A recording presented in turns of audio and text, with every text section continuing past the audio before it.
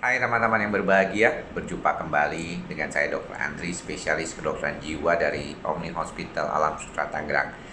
Di kesempatan kali ini saya ingin berbagi tentang pertanyaan pasien yang berkaitan dengan olahraga. Jadi olahraga apa sebenarnya yang paling cocok dilakukan oleh pasien-pasien yang mengalami gangguan kecemasan? Nah, saya pernah beberapa waktu yang lalu membuat video terkait dengan ini.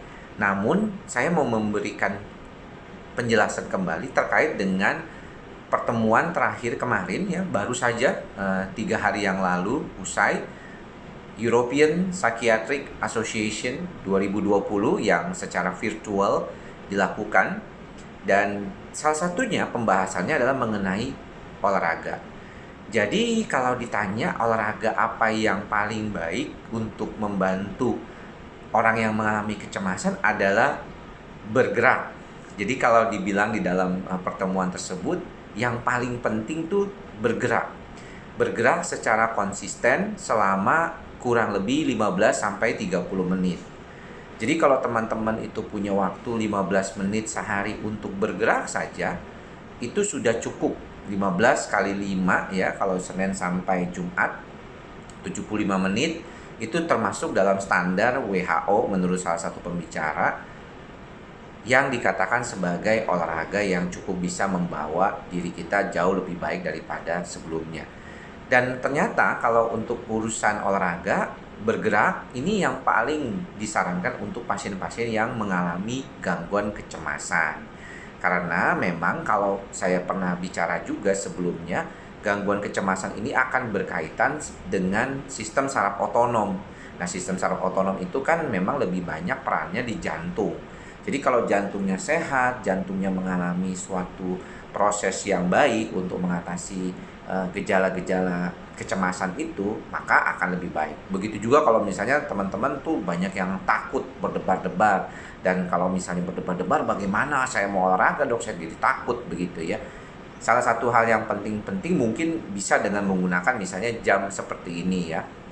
Jam yang berbagai macam merek yang bisa mengukur denyut jantung Anda saat itu juga. Jadi ketika Anda berolahraga, anggaplah misalnya saya usianya 42 tahun lah misalnya ya.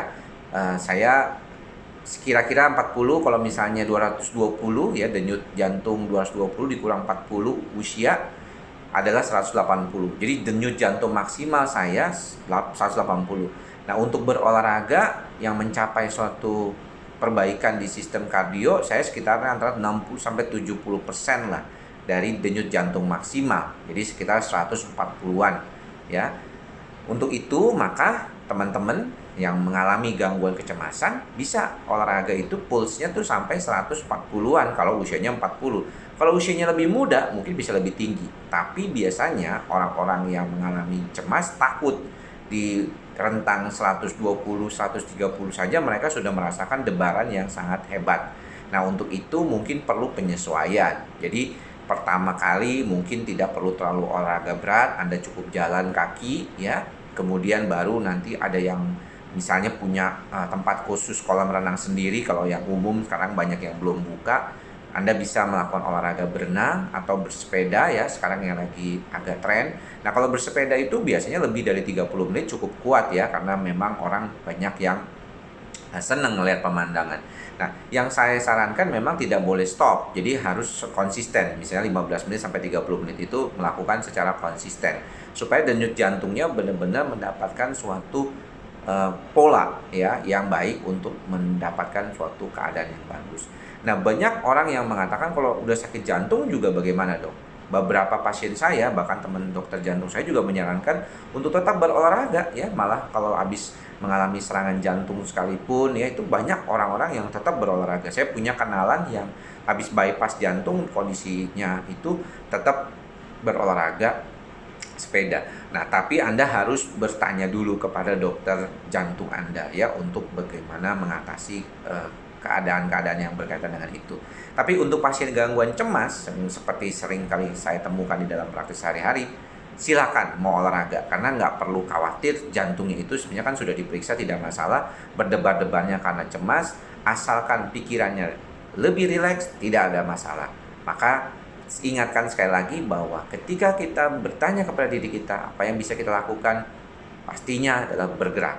Bergerak secara konsisten dalam rentang waktu 15-30 menit setiap harinya untuk membantu tubuh kita menjadi lebih bugar dan juga kecemasan kita berkurang.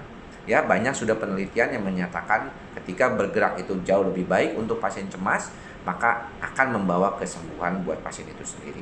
Sampai bertemu lagi di lain kesempatan. Mudah-mudahan informasi yang diberikan tadi update ya, ini sudah terbaru, baru aja seminggu yang lalu dipresentasikan, itu mendapatkan perbaikan dalam hal yang membantu teman-teman semua menjadi lebih baik lagi ke depannya, terutama pada pasien gangguan cemas.